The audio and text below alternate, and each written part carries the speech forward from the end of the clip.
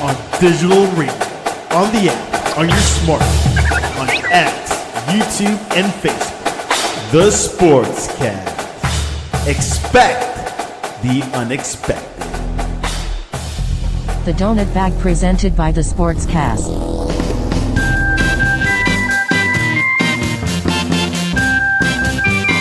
The Donut Bag, hosted by Joey Bag of Donuts. And here's your host, Joey Bag of Donuts.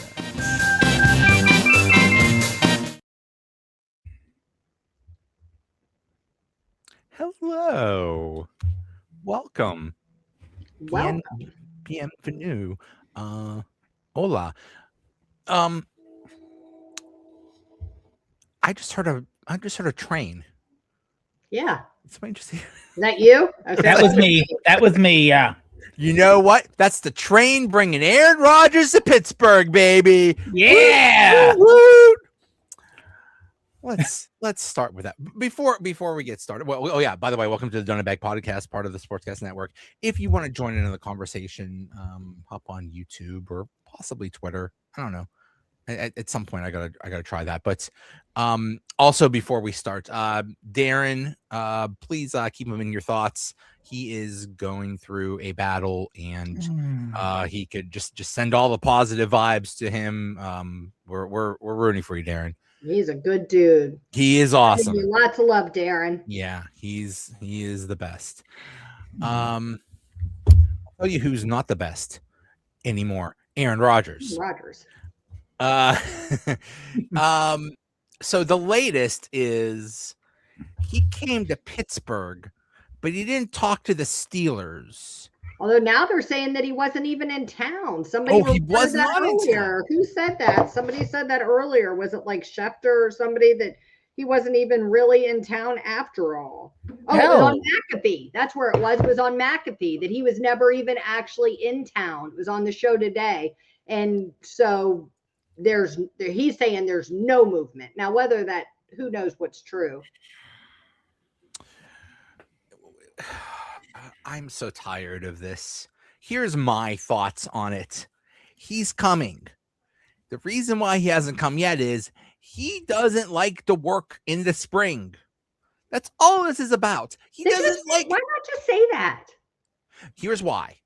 Because remember when he went from the Packers to the Jets, he signed. It was around the draft. There was like a big announcement, like a day or two before the draft, that Aaron Rodgers signed with the Jets, and then he skipped OTAs to go to Egypt. Yeah, and I remember. He got so much crap for that, so much criticism. So then I guess he figured, okay, fine. I'm not going to sign at the draft. I'll sign after OTAs and skip all that crap. And that's kind of what he did last year. He signed right as mandatory OTAs started. Yeah. And I think that's what's going to happen this time. He's going to be here next week or the week after that. And that's it. Yeah, I agree. It's I don't know. I said all along that the team knows what he's doing. The team is comfortable. So all these fans that are like the Steelers are being played and carried along and all this stuff, I don't think that's true for a second. I think that Omar Khan, Mike McCarthy, like Rooney, whoever else, I think they already have an answer from Rodgers that they feel comfortable with. I think that's what happened last season too. I think he told them last season, and I think it was because it wasn't signed yet. It's not something you can put out to the media because technically you could always back out. But I think he felt like they had a handshake agreement, and I think they have one again this year. Because I think if he wasn't coming back, they would just say, he's not coming back. Right. Or they would do something to replace him. Even if it's send that like silent signal, like you might not come right out and say, hey, we haven't worked out a deal with him and he's not coming back, but you do something that sends that message. Yeah. Now, putting that tender out there, do you think that meant anything? They put out that, where it's they have the ability to match if anyone signs, or if he goes anywhere else, then they get the the third round draft pick? Or do you think that's just something they just threw out there? I think it's a smart play out of the Baltimore Ravens playbook to make sure you're playing like CYA for compensatory picks and, anything else you can manage like that. Like, just anything you can put. Like the Ravens spend a lot of time laying the groundwork for things like that, for contract coverages and compensatory picks and like all of those smart business decisions. And they don't always all play out, but some of them do. And, like a couple of years ago, the Ravens was 2 seasons ago or whatever, all those compensatory picks, they look super smart. So they play the comp pick game perfectly. Almost every year they play it perfectly. Yeah. And the Steelers played it very well last year because they thought they loaded up for picks for this year, which worked out well, but that doesn't always work. Yeah, I think it was just a procedural thing. I mean, I didn't even know that rule existed. That was just such a weird. Neither did a lot of people, because even the insiders are like this, like rarely used thing and all that. Yeah, right. And all it means is you can sign somewhere. It is we'll get it. It'll go toward our comp pick formula. That's all. It's like, okay. Cool. Oh, it also prevents him. It sounds like it also prevented him from pulling the old, like, let's say Joe Burrow gets hurt during training camp, and it's like, oh, guess what? I'm a Bengal now. Like, you can't really do that. Can't do that. Okay. Yeah. I don't. But that's all this is. He just doesn't. When he's in, he's all in. When it's time to work, he goes to work. He just likes his alone. He just likes his vacation time. Like, look, okay, I argued so hard against Rodgers coming to Pittsburgh. I was so against it. And I was the first one to say last year, like, I'm surprised pleasantly. Like, he's not the jerk I thought he would be. He wasn't injured by week 4. I thought he was a good teammate. I thought he was good in the city with the fans, the best he could. So to me, like, if he said, hey, I don't want to do OTAs and I'm going to show up and I'm 43 or whatever, he's getting ready to turn 43, you can count on me to be ready. I would be okay with that. Like, I don't think I don't want him getting any more physical work than he has to at his advanced age. No, because like when practice comes in, he's barely going to practice during the season. Right.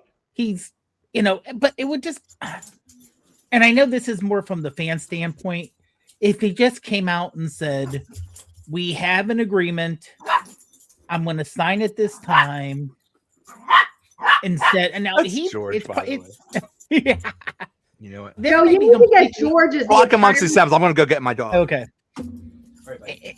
It may be, he doesn't really give a flying what happens with this. He knows what's going on. And it's like, well, I have everything under control. You guys can talk all you want. I don't care. I think that, but see, I say that all the time. I think that's everybody's attitude in this situation, because I always play this stuff out. So like, okay, so let's say that, Rodgers came out and said, I have this agreement already in place with the Steelers, or don't worry, or whatever it is. No matter what gets said, there's going to be this group of the fan base that isn't happy with that, is going to push back on it, is going to question it, right? So I always like the Mike Tomlin, like less is more approach. Why bother saying anything? Because whatever you say is going to get picked apart anyways, and people aren't going to be happy with it. You're going to have the people that are mad that you have an agreement with him. You're going to have the people that are mad that he's not at OTAs. You're going to have the people that are mad that it's whatever, that it's him at all. People, the weird... if he shows up to OTAs, all he's going to do is stand there and, impart his knowledge to Drew Allar and Will Howard. But I'd appreciate that. What was I going to say? Now I forgot. I was just chasing my damn dog and I couldn't. No, about your dog. You have to call the Pirates and get him to be the Pirates' new dog. Because you just see the Nats dog today. We must compete. They have a little. Oh, really? The Nationals have a dog. He's so freaking cute. He's all over their Twitter page. His name is Natty. We need to get George involved with Pirates. He's the right color. He's very cute. George is something else. He is 8 years old. He is 8 months old, and he just so acts like a baby. He just like his goal every day is just to wreak havoc, and it's like the most adorable. But he's so damn cute. And I don't know what the heck he was doing. Now I lost my train of thought. Yeah. All Aaron Rodgers is going to do is just stand there. Well, it's just I just can't wait for it to be over. Yeah. I'm just so tired of this. One way or the other, just be done with it. Yeah. Now here's a question though. Assuming Aaron Rodgers comes in, that leaves the Steelers with 4 quarterbacks. Do you think they're going to keep all 4, or do you think? I mean, you're obviously not going to get rid of Drew Allar. No. I don't think you get rid of Will. No, I think it's Mason. Mason's the odd man out. And that means your backup is someone who's literally never played a live down in football. Right? I know. He's so cute. I'm sworn off puppies, but for like 1 second, I was like, "Ooh, I could be tempted." Here's what I think will happen. They will keep all 4 of them because one of them will have an injury that will put him on the injured reserve. Either Will Howard, Drew Allar is going to fall down the steps, folks. Boo-boo. He's going to have some kind of boo-boo, and he's going to, because I mean, what are the options? The options are you waive or trade Mason Rudolph, or you just drop Will Howard, and I can't see any of that happening. Exactly. I like Mason as a backup. Like, I'm not itching to get rid of Mason as a backup. Do you know what I mean? I don't want him to start for us by any means, no. but as a backup, I like him. Mm-hmm. And I like his presence in the quarterback room on the team. Like, he's a good guy. I'm happy Will Howard's here. I'm happy Drew Allar is here. But if Rodgers gets hurt, I don't want either of them playing this year. Agreed.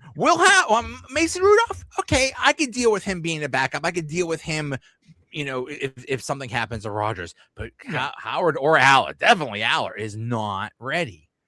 Although the only thing I could say is like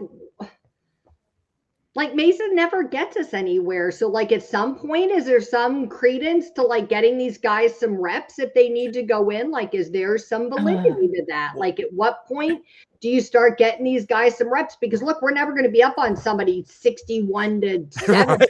You know what I mean? Where we're going to start playing backup quarterback. We could be down 61-0. I don't know, but we could. We're not going to be. Yeah, we're not going to have some huge lead. Now we know that Tomlin never put in the backup quarterback. Even when he could have. He was winning 17-13 every game. We were hanging on by a toenail at the end of every game. I mean, every single game, yeah. But not by the fourth quarter. But I mean, even games where they were ahead, or okay, we're ahead, and this game really doesn't affect our playoff.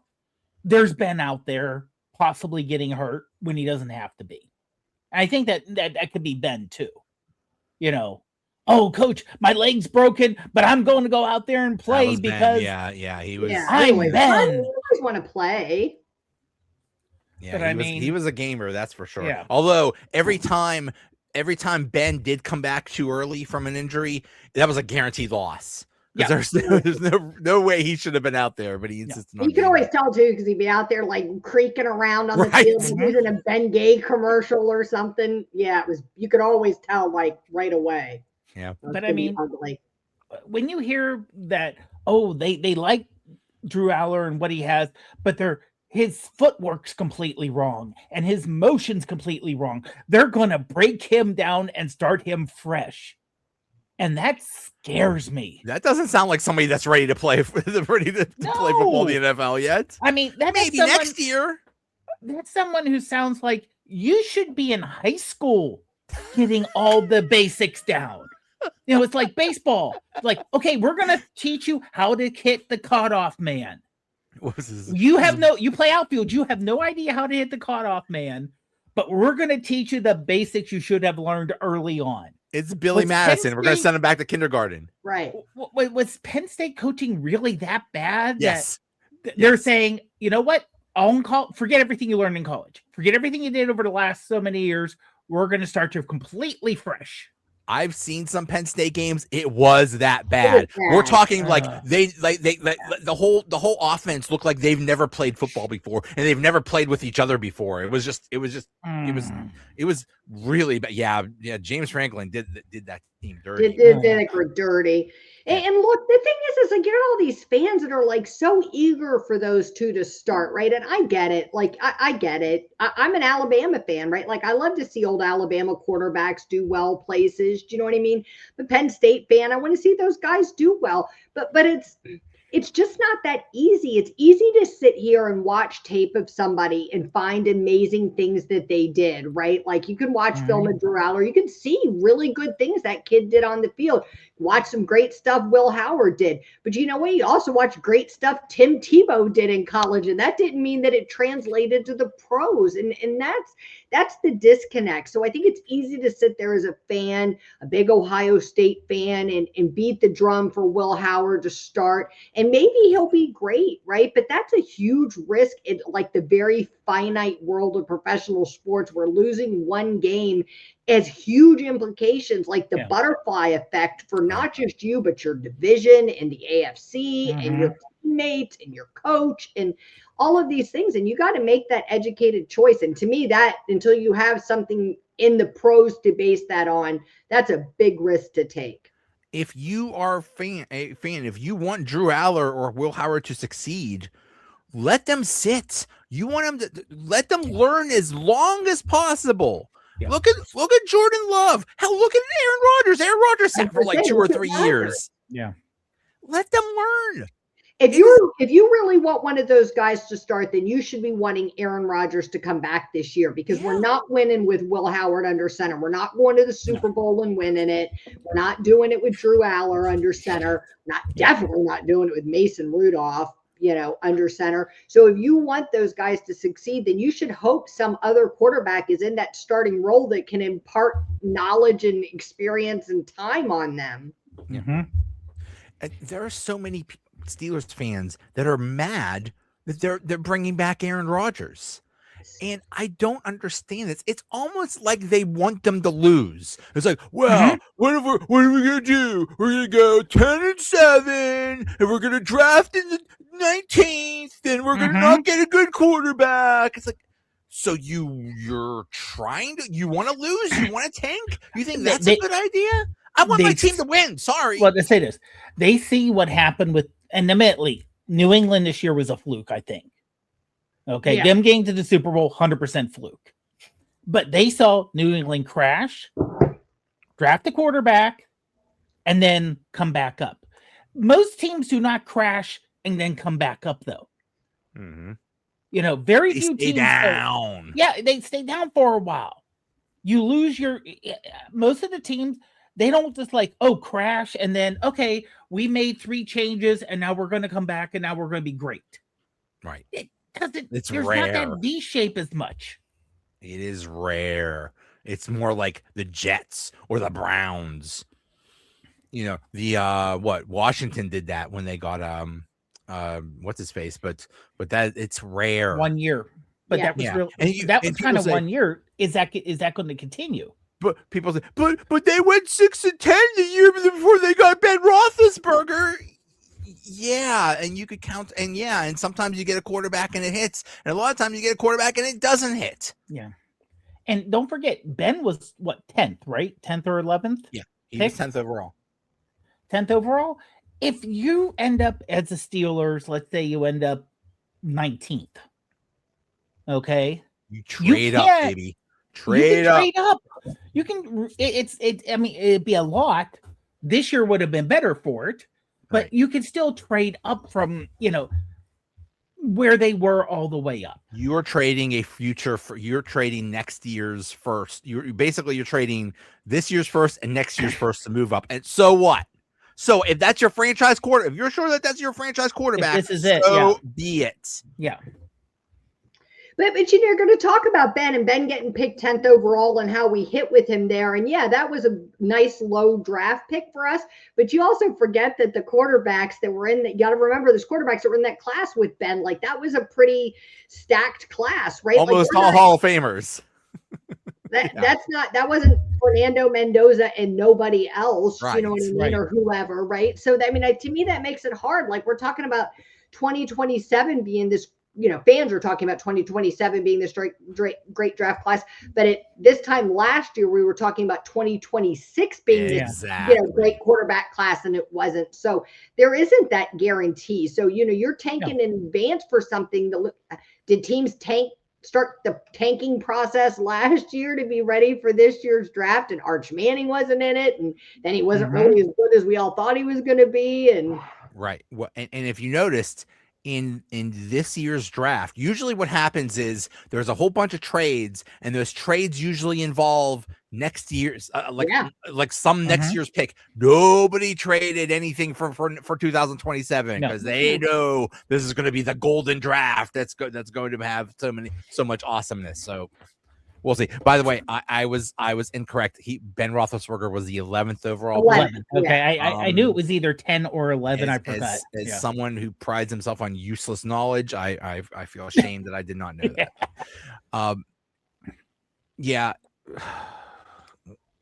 We'll see.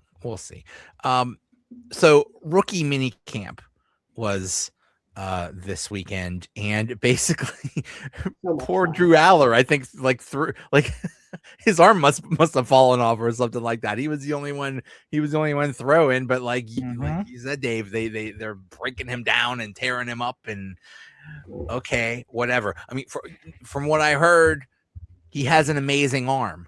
I've also heard Will Howard does not have the strongest arm, which is a little concerning. Hopefully it's good enough, but I mean, that's the thing. I mean, it all depends on how strong of an arm do you need. Can he throw 60 yards down the field? Maybe not. How many times are you going to do that? I'd rather have someone who could do 30, 40 yard precision and know where they're going to throw, which seems to be Drew Allar's issue, is he gets confused easy. He gets overwhelmed easy. Can't have that. And I mean, you may have a great cannon arm, but great.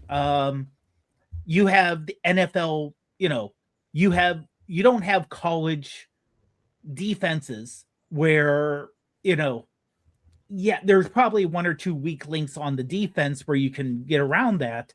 You have NFL defenses where the defensive linemen are as quick as running backs in college.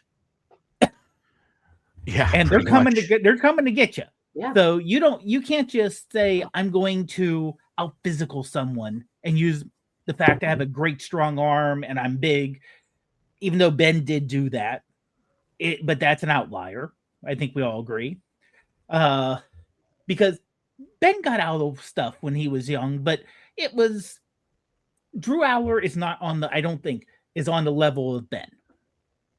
Ben was an anomaly coming in rookie year for injury and not losing. From what I understand, Drew Allar has the basic physical attributes of Josh Allen. So we'll see. But there's so much that Drew Allar needs to work on. He needs to make the throws. He needs, but more importantly, he needs to read the damn defenses. Yeah. And that's the important thing, because one thing about Drew Allar in college, whenever there was a clutch moment, forget about it. He folded. Froze. He was terrible. That's what he needs to work on. Ben Roethlisberger in college was awesome. Yes. He rose to the occasion, and that's the biggest concern about Drew Allar. It's like anytime there was a clutch moment, anytime there was a big stakes game, he just folded. And that's the scariest thing. It's like, man, you got to rise up to the occasion. Mason Rudolph. Thank you very much. There you go. We don't need another Mason. Yeah. Honestly, that's the main reason I did not like that pick at that, especially the first pick of the third round. That I think was just because you still have, you could still deal with the safety, deal with another defensive lineman. You know what? I'll bet they did it because they thought somebody was going to jump them. I mean, and they probably got spooked because of what happened in the first round with Mekhi Lemon. So it's like, this ain't happening again. We'll take them too early rather than too late. But another thing that happened, and everybody wants to know, how is this offensive line going to shake out now? And maybe we got a hint because they had the first round draft pick, who, God, it's going to take me a while to say him. Max. He had Just a say corn. Max. What's that? Just say Max. Max, sure, Max. He played on the right. He played on the right side. Mhm. So then we would assume that Fautanu is going to move to the left side. We'll see. And one thing I've heard is that this Steelers coaching staff might employ this crazy strategy of common sense. Right. If an offensive lineman is used to playing on the right side, we'll put him on the right side. If his natural position is the left side, we'll put him on the left side. We're not going to galaxy bring this and like they did with Broderick Jones and moved him every 5 minutes or it's like, ooh, you were a guard in college, we'll make you a center now. Like they were just so happy to put people out of position. It's like, here, why don't you put them in a position for them to succeed? What a concept. Anyway. No, I mean, a total agreement. I mean, I think assuming the mullet it does good. I mean, we could have a hate throwing contest to figure out who's going to be on the offensive line. Well, then he would win for yeah. He wins 100 hands down. But I'm talking about swimming in the rivers in Pittsburgh. Yes. Someone told him not to swim, and he's like, "Well, I'm just going to fish in them, but I won't eat them." I'm like, "Oh my God, please don't eat these fish that come out of those rivers." Mr. Dunker, please, right? Please, like, somebody send this to Mr. Dunker. Yeah. Please, we are begging you. Do not go in any Pittsburgh river. No, it will end your career, sir. Yeah. Do not do it. Don't do Please. it. Yeah, definitely don't. You could catch a fish, but just don't touch it. Yeah. Don't even touch it. Yeah. Yeah. He said he told Max he had to kiss the first one he caught him. Like, yeah, no lip contact, please. No lip contact until you retire. And then I'll come do the polar plunge with you if you want when you retire, but just save it. You know what they do with the polar plunge now? They What's used that? to have it where you jump in the river. Now you jump in the swimming pool. Oh, because that's people lame. would Did it get back sick. in the day in the river. People would jump in the river and get sick. So Yeah. they switch it to swimming. They have like swimming pools right along the river. Stay away. The river's pretty filthy though. It was better back when I did it, probably. You actually did it a long time ago. Yeah. Jumped into the river. How did you feel afterwards? Very cold and gross. It was nasty. It was very nasty. And like I lived in DC, like I grew up on the Potomac. We had like hydrilla take over our river. You could like walk on that stuff. It was so thick. We had to, like, clean the river up, and they brought in some invasive plant that like took over the entire Potomac River. Yeah, so I mean I'm used to dirty rivers, Anacostia, but yeah, it was pretty gnarly. Oh my goodness. Yeah. Yeah, and I mean, hey, in Cleveland, the lake caught on fire. So yeah. What rookie do you think is actually going to make the most impact this year? I'm thinking it's that wide receiver. Yeah. Here's another one. Jeremy. I don't know. Mr. Bernard. Yeah, I think it's we go. I think he's actually going to, because the question is IMAX going to actually start? Is he ready to start right away? I don't know. I think there's some question marks about some of those guys, right? And like exactly what that'll look like. So I agree with you. I think if you go down the list of like the first one who seems likely to make an impact, it seems like it's Bernard to me. Yeah. I agree. Yeah. And another thing about Mr. Dunker, he's already taking Steeler Nation by storm. It's evidenced by dummies like me wearing, his wigs, and there'll be a lot of these wigs come training camp. Trust me. But it's like, okay, we hear all these wonderful stories. Look what he eats. He throws bales of hay, and it's like, okay, buddy, but can you play? That's the thing. Is like, let's hope you can actually play, because this all sounds great, but Yeah, we need you to throw opponents. exactly, we need you to throw defensive linemen, not bales of hay. But honestly, I could see, also because we brought in people who are like more on the backup side for guard. So they may say, okay, we're assuming as long as you progress as we think you are, you're going to be the starter. Yeah. Where, Bernardo, he'll be number 3 wide receiver. I tell you what, I am. Hopefully he can beat out Roman Wilson. I think no. I mean, it shouldn't be hard. It shouldn't be hard, but. Do we even know at this point if Roman Wilson really exists? Is he like a real person? I think he's like a hologram, like a Matrix person. He plays like one. Yeah. He plays like one. Yep. Yeah, no pressure, buddy, but you're playing for your career. It's either this or bagging groceries. So you might want to show up this training camp. Right. Yeah. But I'm excited. I'm actually excited about the offensive line, regardless of who plays. If it's Dylan Cook instead of Broderick Jones or IMAX, I'm fine with that. If it's Spencer Anderson or that Brock Hoffman instead of Dunker, I'm fine with that too. I think the offensive line is going to be strong regardless. Yeah. And I'm excited. And I mean, it better be. With as much as they've invested in it, it better be good. True. Yeah. And hopefully that'll make Aaron Rodgers a little less jumpy. Right. Because that's the one time last year he failed. Yeah. If a defense got some pressure, he was off that whole game. It was clear he did not want to get hit. Yeah. And he threw. Hey, I'm an old guy. I don't like it. I don't want to get hit either. But I'm not getting paid $10 to $15 million. If someone paid me $10 to $15 million, I'm willing to get hit. Still, I don't want to. I don't like it, but still. Yeah, I would not be a good quarterback. I would whatever the release time is like 2 seconds, and mine would be 0.2 seconds. I just throw the ball and drop to the ground. Right. Oh. I would just chuck it and then chuck it. Nothing cover. Let's say you got DK out there, you got Washington. Yeah. They're the type of players you want to chuck it up to. Exactly. And people are you like, go there, I'll throw it, catch it.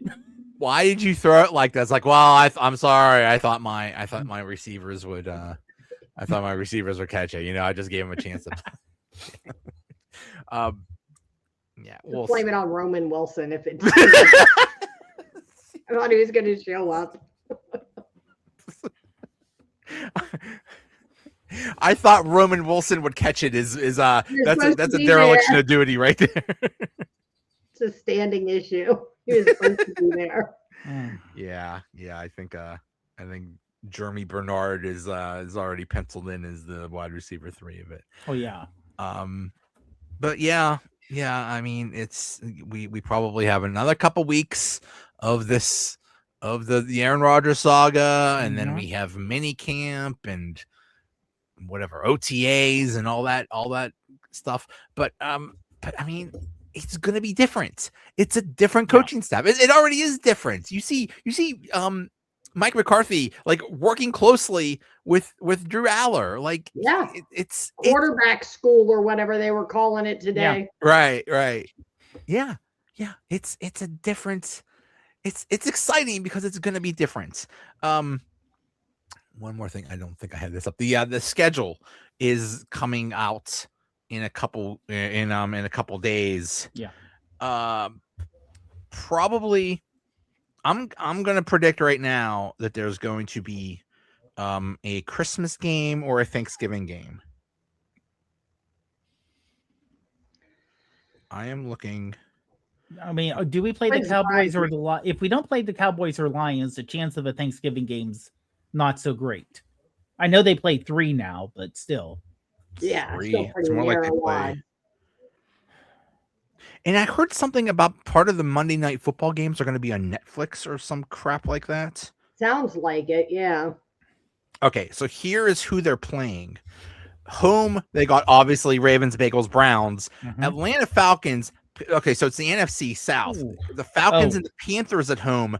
Broncos at home. Texans at home. Ooh. And the Colts at home. And then the road games are Baltimore, Seattle, Cleveland, Jacksonville, New England, New Orleans, Philadelphia, Tampa, and Tennessee.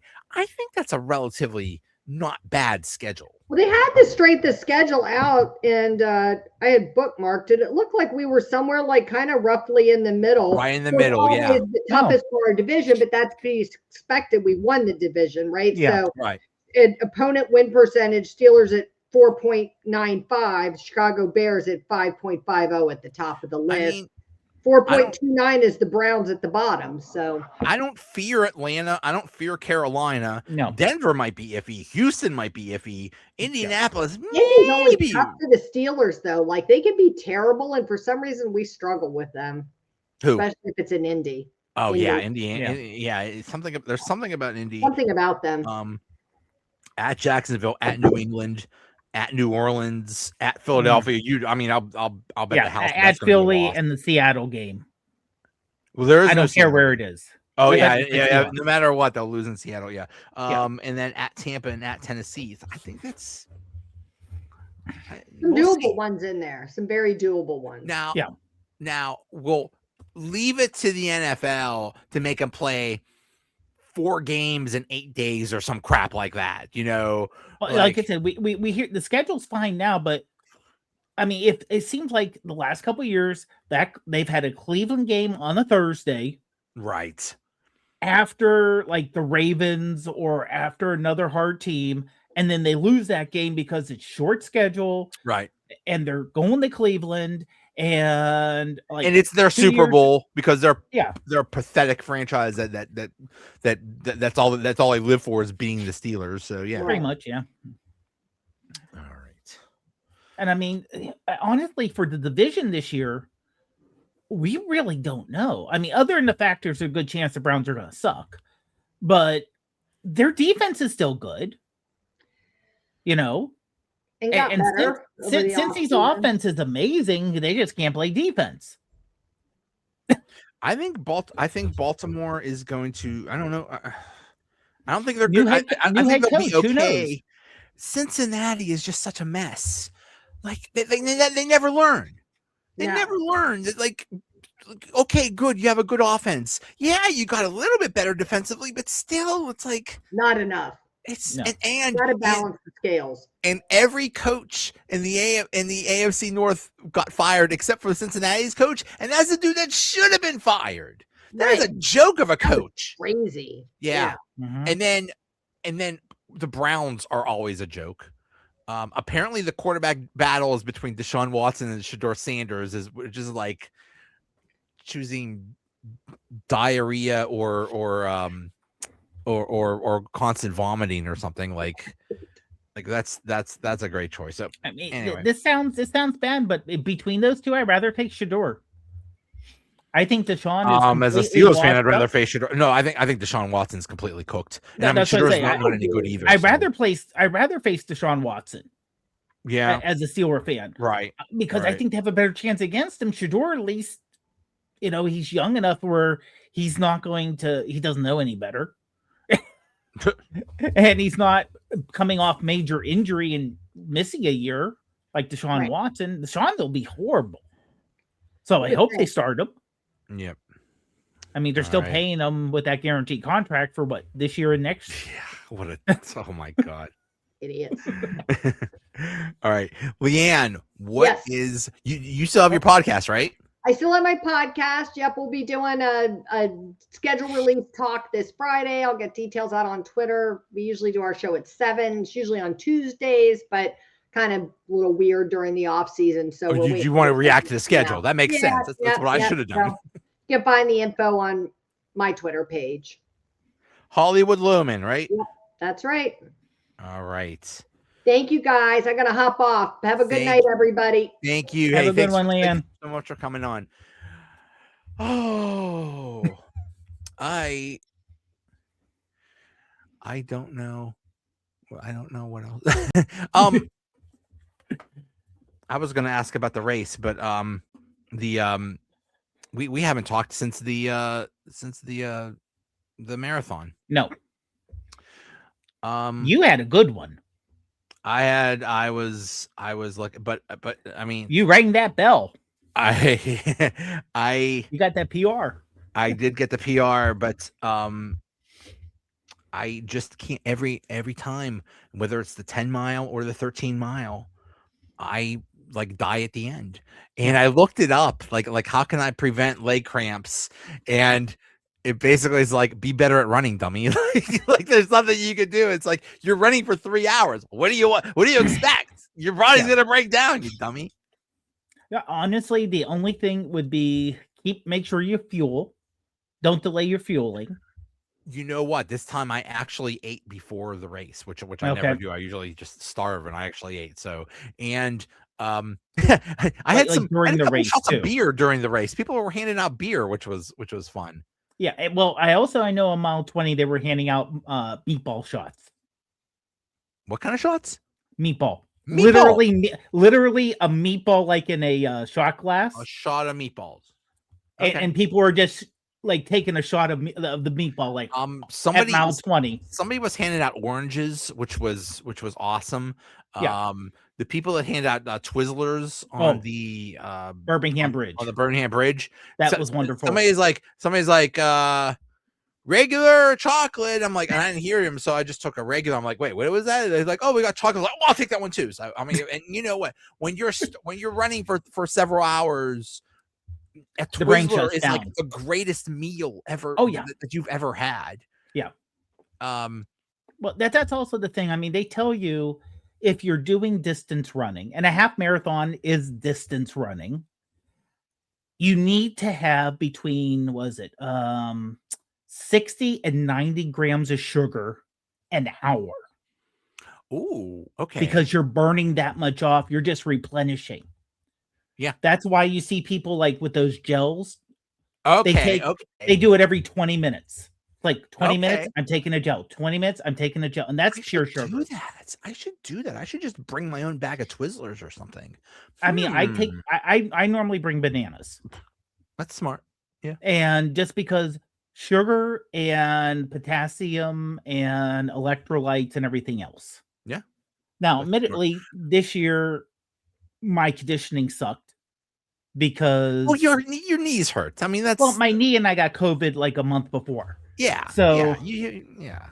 But the last time I had a really good, I didn't drop off, was I was getting consistently. I was doing during the week, 5 to 7 miles during the week at lunchtime. So like 2.5 miles at a day. Okay. And then on the weekend, I would do a 10K. Okay. Or I would do like 5 miles and 5 miles. So I just got that everything was just used to running and running and running. I was just used to it. Right. Because as a lot of people say, I know people who finished, the half marathon in, the highest ends are barely over an hour. Right. Which is crazy. Right. And for everyone who doesn't know, imagine going to go to the gym, go to the treadmill, set it at 13, and run like that for an hour. That's insane. And see if you can keep that is absolutely insane. Oh my goodness. But for us, like I finished in 3:43, you were a little over 3 hours. That's a lot on the body. It is.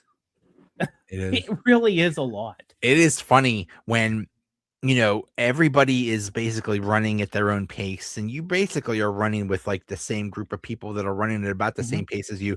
And then there's somebody that comes along that's like, I don't know, running late or something like that, and they're just flying by you. It's like, dang, like, oh, these are the real runners. Okay. I can tell you one reason why that happens. I have a friend who I used to work with, and he's a very fast runner. He ran track in college, but for the Pittsburgh Marathon, he ran as part of a relay team. So he would start off at mile 9 Right. right? And he's fresh. He Right. easily hit. Yeah. He was when he was a little bit younger and better. He easily hit sub 7 minute per mile. But by the time you get to him and he's with the people running like 10-minute per mile. Exactly. And he's like, that makes sense. Boom, and he's trying to weave around people and not knock people over as he's passing them. But thank you to all the people that are along the routes. Oh yeah, with the signs and the cheering.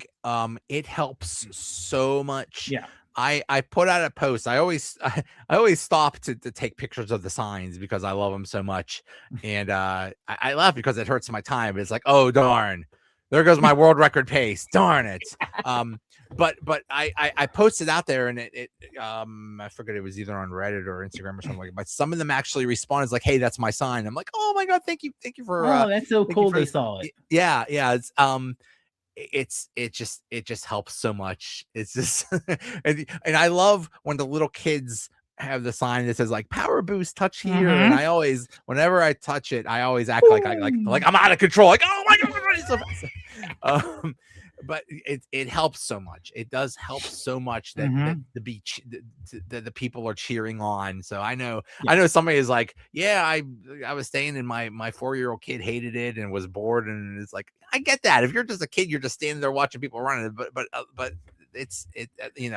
it was almost perfect weather. It's probably a little bit chilly for people just standing there, but it was almost perfect weather for running. What was like 50, 60 degrees. So, no, it was actually, it started in like 30s, but then it ended up at 50. So it was perfect for runners.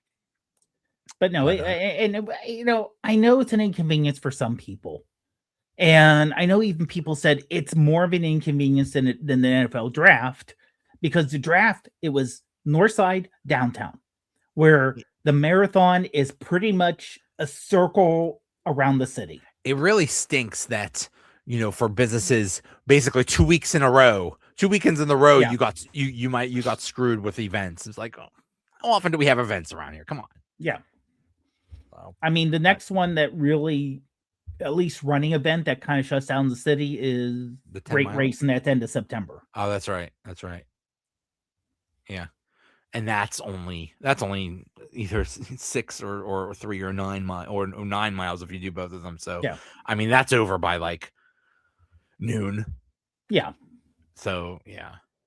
It doesn't cut off the city, but honestly, like you said, I like the fact that if you've looked on TikTok, or I do mostly TikTok, but you look at people who ran the race, who were either like first time runners or weren't from Pittsburgh and came in, and the overwhelming positive,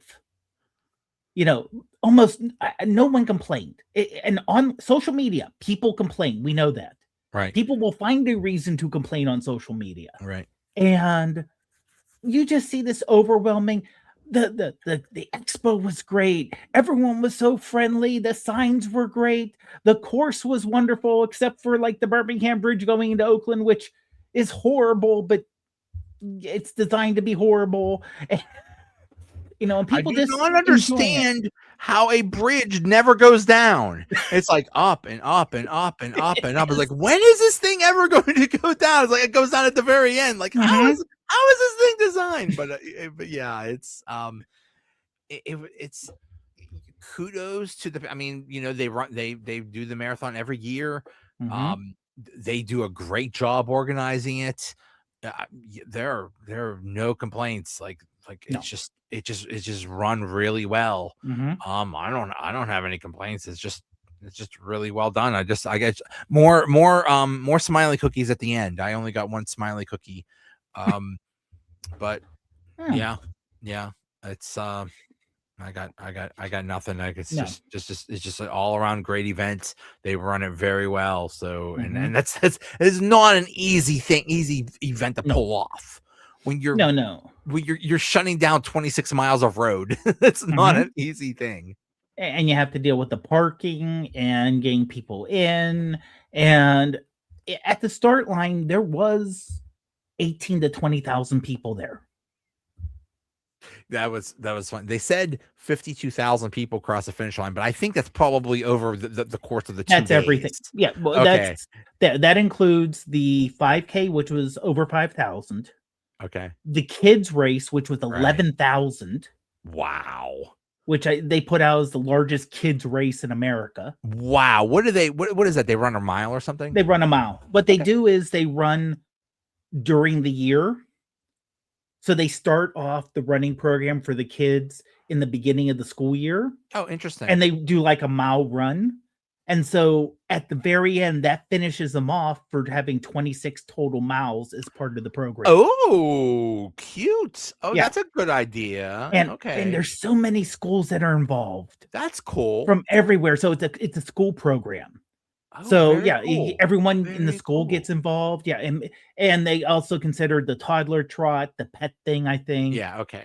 And then you have, like you said, the half, the full, and the relay. Because I was saying, it's like, wow, I did something that only 51 other thousand people did. Like, still, it was just, and yeah, I tried to be a genius and say, okay, it's really cold at the start line, so I'll wait till the last minute to get in, which was really dumb because it was really hard to get in. It was almost like, what was it, crowd A, B, C, D, and E? Yeah. I was like basically crowd F. I was just like the waiting for to actually get into the thing. So and it just, I'm assuming you passed me at some point because people I was with, they kind of went around Fifth Avenue Place and then snuck in at the end of Corral C. I was, so I think you were behind me at the start point. I was looking for you. I ended up actually at the beginning of Corral E or whatever, when they move from to the start line. So I just like snuck, like went on a sidewalk and just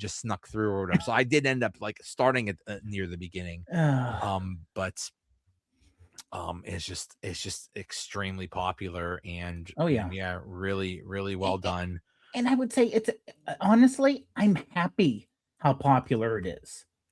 It's you know, the fact that given the fact that growing up, there was the great race that started in 1977, right? The first iteration, the marathon, started in 85, but I don't remember seeing a lot of running programs or smaller races around the area. Right. Maybe I just didn't hear about them. And now it's exploded. Every weekend there's a bunch of 5Ks and I mean, I volunteered at the GCXC Thrifty 5K this past Saturday. I didn't run it, but it was literally like there's a 5K. There's a couple 5Ks this weekend coming up, and then Memorial Day there's a 5K, and there's one on the 30th, the last of the month. So it's like you said, every weekend there's a 5K. Now that the weather is getting nice, there's going to be a whole bunch of them. So yeah. If you like running, that's there's a lot of. I would even say this, that, and I'm a little more familiar with GCXC just because I run a lot of their races. But they have a lot of their 5Ks. They also offer 1 mile races, right? 1 mile walk runs. So if you just, like I said, if you want to get out and just have a nice walkout, or that's my wife's goal. She wants to do the 1 mile walks. So it's perfect. Yeah. It's like, well, I don't want to run with 3 miles. It's like, okay, you just walk for 1 mile or whatever. Yeah. So. And a lot of these smaller races, like admittedly, the draft had a 20-minute per mile thing. The marathon 5K had a 16-minute per mile pace. But a lot of these smaller races have the 1 mile walk. Go ahead, take 30 minutes. They're not going to force you off the road. Just enjoy it. Yeah. They're happy to have you there. Yep. Plus, for most of them, you do get a medal. Yeah. I mean, shinies. The main reason I did 5Ks is either the medal or the food afterwards. Yeah. That was the main thing. So, The I don't know whether they still do it, but St. Barnabas they did one, and they basically had at the end of the race, it was basically a buffet, and there was like a ton of food, not just bananas and cookies, like pizza, chicken, like all kinds of things. It was almost like a wedding buffet or something. It was amazing. Wow. Yeah. Wow. Yeah, so there's a whole bunch of them. It's just a really nice way to just get out and see the area too. So, yeah, and honestly, most people, I didn't mean to cut you off, but I would say I've never run into snobbery, or people thinking, because there are people there who are exceptionally fast, but they're never like, oh, they're the slow people, and like you would think out of like heights. There's no negativity there. Everybody's there just very opening. Yeah, I mean, I'm not racing against other people. I'm competing against a previous version of myself. Yeah. So I was like, I don't care. Like, I mean, I do have a goal, like, don't finish last. That's my, and some of those, and don't have your ego busted when you get passed by a 75-year-old, which happens a lot. And you know what? When it happens, like, hey, good for you, man. Like, I don't care. because like I'll run a little and then I'll walk. I'll run a little and then I'll walk. But some people are like, it's like the tortoise and the hare. So they're consistent. It's like, and they pass me by. It's like, hey man, good for you. Like, but there are times like it's like I don't care what happens. I'm gonna beat that dude. It's like you almost pick someone. It's like I don't care what happens. I'm gonna beat that guy. But, all right. Well, anyway, thanks for coming on. Glad you're feeling better because you fell, right? Yeah. It was actually I know the exact thing because I passed the sign, said 20 kilometers because a half marathon is 21 kilometers. So I was a half mile away. I was walking. I wasn't even running. Was it that area with the really bumpy road? It's Pittsburgh. Was it before the arena? No, it was after. It wasn't. Okay. No, it was after the arena. It was a little past Chatham Center. Okay. And my left ankle, it was flat. My left ankle just rolled a little bit. Oh, okay. And I couldn't catch myself. I went down, both knees just hit the concrete. So both knees got bloodied and scraped up. People came over, asked if I needed any help. Okay, that's nice. Yeah. My concern was I didn't feel any pain. Could I stand up? Right. Because you never know.